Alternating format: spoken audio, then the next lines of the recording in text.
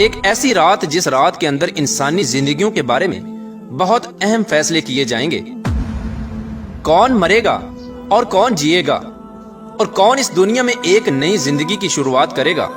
اور کون اس دنیا کو چھوڑ کر اس دنیا کو الوداع کہے گا۔ کون غریب سے امیر بن جائے گا، اور کس کی زندگی کا زوال شروع ہونے والا ہے، اور کن لوگوں کے نام مردہ لوگوں کی لسٹ میں لکھ دیے جائیں گے۔ پیارے دوستو، آج کی اس منفرد ویڈیو میں ہم آپ کو بتائیں گے کہ شب برات کی حقیقت کیا ہے، اس رات میں نامہ اعمال کیوں تبدیل ہوتے ہیں، اور اس رات میں انسانوں کے بارے میں کون کون سے اہم فیصلے کیے جاتے ہیں،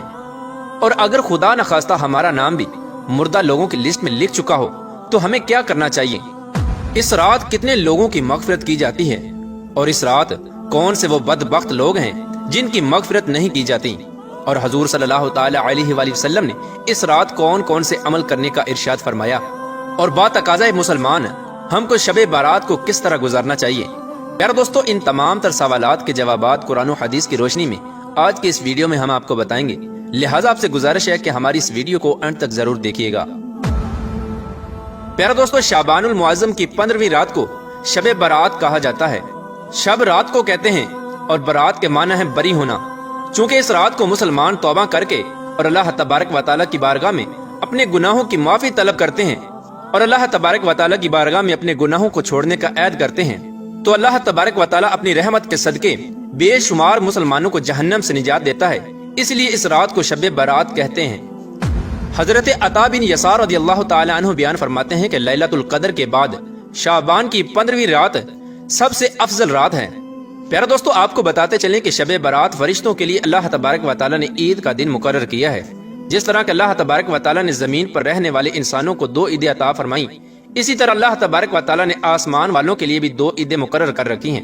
ایک شب برات اور دوسری شب قدر۔ انسان چونکہ یہ دونوں عیدیں دن میں مناتے ہیں، جبکہ فرشتے یہ دونوں عیدیں رات کو مناتے ہیں۔ اللہ تبارک و تعالیٰ نے ان دونوں راتوں کو فرشتوں کے لیے عید اس لیے مقرر کیا کیونکہ انسان رات کو سو جاتا ہے، جبکہ فرشتے رات کو سوتے نہیں، وہ ہر وقت اللہ تبارک و تعالیٰ کی عبادت میں مصروف رہتے ہیں۔ پیارے دوستو، شب برات کے متعلق اللہ تبارک و تعالیٰ قرآن پاک میں ارشاد فرماتا ہے، قسم ہے اس روشن کتاب کی، بے شک ہم نے اسے برکت والی رات میں اتارا، بے شک ہم ڈر سنانے والے ہیں۔ اس میں بانٹ دیا جاتا ہے ہر حکمت والا کام۔ اس آیت کریمہ کی تفسیر میں مفسرین لکھتے ہیں کہ اس شب سے مراد شب قدر یا شب برات ہے، اور حضرت اکرمہ رضی اللہ تعالی عنہ اور دیگر مفسرین بیان کرتے ہیں کہ لیلۃ مبارکہ سے مراد شب برات ہے۔ پیارے دوستو، اس رات کے اندر ان تمام لوگوں کی فہرست تیار کی جاتی ہے جو اس دنیا کے اندر زندہ رہنے والے ہوں گے، اور جو اس سال کے اندر مرنے والے ہوں گے، اور جو حج کرنے والے ہوں گے۔ ان تمام لوگوں کے نام اس فہرست کے اندر لکھے جاتے ہیں۔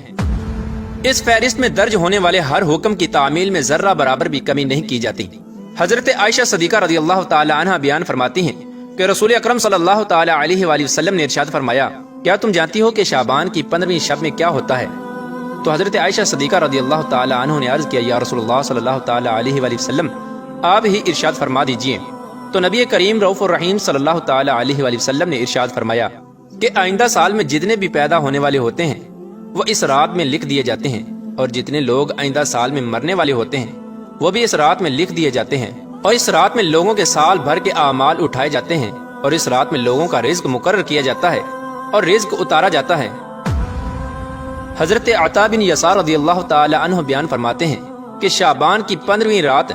اللہ تبارک و تعالی ملک الموت کو ایک فہرست دے کر حکم فرماتا ہے کہ جن جن لوگوں کے نام اس فہرست میں لکھے ہیں ان کی روحوں کو آئندہ سال مقررہ وقتوں پر قبض کرنا۔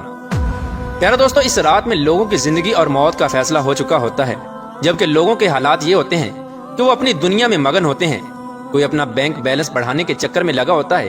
تو کوئی اپنی کوٹھی اور بنگلہ تیار کرنے کی کوشش میں لگا ہوتا ہے، تو کوئی اپنی شادیوں کی تیاریوں میں لگا ہوتا ہے، جبکہ وہ یہ نہیں جانتا کہ اس کا نام مردہ لوگوں کی لسٹ میں لکھا جا چکا ہے۔ حضرت عثمان بن محمد رضی اللہ تعالی عنہ سے مروی ہے کہ سرور کائنات حضرت محمد مصطفیٰ صلی اللہ تعالی علیہ وآلہ وسلم نے ارشاد فرمایا کہ ایک شعبان سے دوسرے شعبان تک لوگوں کی زندگی منقطع کرنے کا وقت اس رات میں لکھا جاتا ہے، یہاں تک کہ انسان شادی بیاہ کرتا ہے اور اس کے بچے پیدا ہوتے ہیں، حالانکہ اس کا نام مردوں کی فہرست میں لکھا جا چکا ہوتا ہے۔ پیارا دوستو، شب برات کی ایک بہت بڑی خصوصیت یہ بھی ہے کہ اس رات میں اللہ تبارک و تعالیٰ بے شمار لوگوں کی بخشش فرماتا ہے، جیسا کہ حضرت عائشہ صدیقہ رضی اللہ تعالی عنہ بیان فرماتی ہیں کہ ایک رات میں نے حضور اکرم صلی اللہ تعالی علیہ وآلہ وسلم کو اپنے پاس نہ پایا تو میں آپ کی تلاش میں نکلی۔ میں نے دیکھا کہ حضور پاک صلی اللہ تعالی علیہ وآلہ وسلم جنت البقیع میں تشریف فرما ہیں، اور آپ صلی اللہ تعالی علیہ وآلہ وسلم نے فرمایا، کیا تمہیں یہ خوف ہے کہ اللہ تبارک و تعالی اور اس کا رسول تمہارے ساتھ زیادتی کریں گے؟ میں نے عرض کیا، یا رسول اللہ صلی اللہ تعالی علیہ وآلہ وسلم، مجھے یہ خیال ہوا کہ شاید آپ کسی دوسری اہلیہ کے پاس تشریف لے گئے ہیں۔ تو حضور پاک صلی اللہ تعالی علیہ وآلہ وسلم نے ارشاد فرمایا، بے شک اللہ تبارک و تعالی شعبان کی 15ویں شب آسمان دنیا پر اپنی شان کے مطابق جلوہ گر ہوتا ہے، اور قبیلہ بنو کلب کی بکریوں کے بالوں سے بھی زیادہ لوگوں کی مغفرت فرماتا ہے۔ حضرت ابو بکر صدیق رضی اللہ تعالی عنہ روایت کرتے ہیں کہ حضور اکرم صلی اللہ تعالی علیہ وآلہ وسلم نے ارشاد فرمایا کہ شعبان کی 15ویں شب میں اللہ تبارک و تعالی آسمان دنیا پر اپنی شان کے مطابق جلوہ گر ہوتا ہے، اور اس شب میں ہر کسی کی مغفرت فرما دیتا ہے سوائے ان لوگوں کے جو شرک کرنے والے ہوں اور بغض رکھنے والے ہوں۔ اور ایک دوسری روایت میں آتا ہے کہ نبی کریم رؤوف الرحیم صلی اللہ تعالی علیہ وآلہ وسلم نے ارشاد فرمایا کہ اللہ تبارک و تعالی شعبان کی 15ویں شب میں اپنے رحم و کرم سے تمام مخلوقات کی بخشش فرما دیتا ہے سوائے ان لوگوں کے جو شرک کرنے والے ہوں اور کینہ رکھنے والے ہوں۔ حضرت عبداللہ بن عمر بن عاص رضی اللہ تعالی عنہ سے روایت ہے کہ حضور اکرم صلی اللہ تعالی علیہ وآلہ وسلم نے ارشاد فرمایا کہ شعبان کی 15ویں رات میں اللہ تبارک و تعالی اپنی رحمت سے 2 شخصوں کے علاوہ سب لوگوں کی مغفرت فرما دیتا ہے، ایک وہ شخص جو کینہ رکھنے والا ہو، اور دوسرا وہ شخص جو کسی کو ناحق قتل کرنے والا ہو۔ پیارا دوستو، شب برات میں فرشتوں کو بعض امور دیے جاتے ہیں، اور شب برات ایک ایسی رات ہے جس میں اللہ تبارک و تعالی مسلمانوں کی مغفرت فرماتا ہے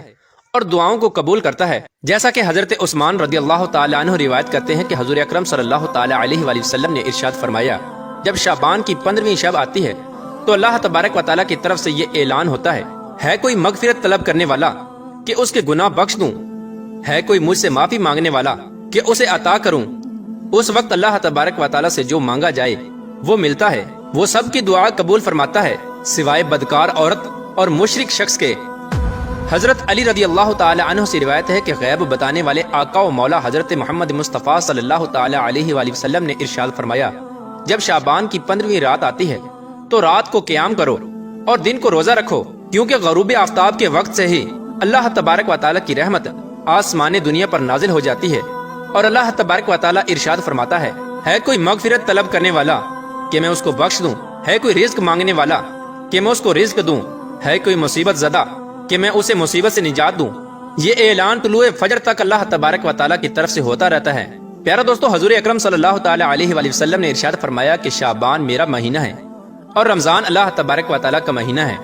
روایات میں آتا ہے کہ حضور اکرم صلی اللہ تعالی علیہ وآلہ وسلم ماہ رمضان کے علاوہ شعبان المکرم میں سب سے زیادہ روزے رکھا کرتے اور اللہ تبارک و تعالی کی عبادت کے لیے کمر بستہ ہو جاتے، اور حضور صلی اللہ تعالی علیہ وآلہ وسلم شعبان المبارک میں بہت زیادہ اللہ تبارک و تعالی کی عبادت کیا کرتے اور صحابہ کرام کو اس کی تلقین کیا کرتے۔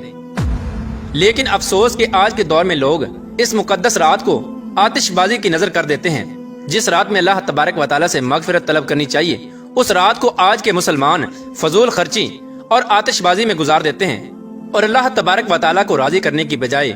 الٹا ان گناہوں کے اندر مبتلا ہو کر اللہ تبارک و تعالی کی نافرمانیاں کرنے لگتے ہیں اور اللہ تبارک و تعالی کو ناراض کر بیٹھتے ہیں۔ پیارے دوستو، اس رات کے اندر ہمیں کثرت سے اللہ تبارک و تعالی کی عبادت کرنی چاہیے اور ہمیشہ ہمیشہ کے لیے اپنے گناہوں سے توبہ کرنی چاہیے، کیونکہ ہو سکتا ہے کہ ہمارا نام بھی ان لوگوں کی فہرست میں لکھا جا چکا ہو جو اس سال مرنے والے ہیں۔ ہمیں چاہیے کہ ہم اپنے تمام گناہوں سے توبہ کریں اور اللہ تبارک و تعالی کی بارگاہ میں اپنے گناہوں کی معافی طلب کریں۔ پیارے دوستو، شب برات کی رات کو اللہ تبارک و تعالی کی بارگاہ میں گزارنا چاہیے اور شب بیداری کرنی چاہیے، جیسا کہ رسول اللہ صلی اللہ تعالی علیہ وآلہ وسلم خود بھی شب بیداری کرتے اور دوسروں کو بھی شب بیداری کرنے کی تلقین فرماتے اور اللہ تبارک و تعالی کی عبادت کرنے کا حکم ارشاد فرماتے۔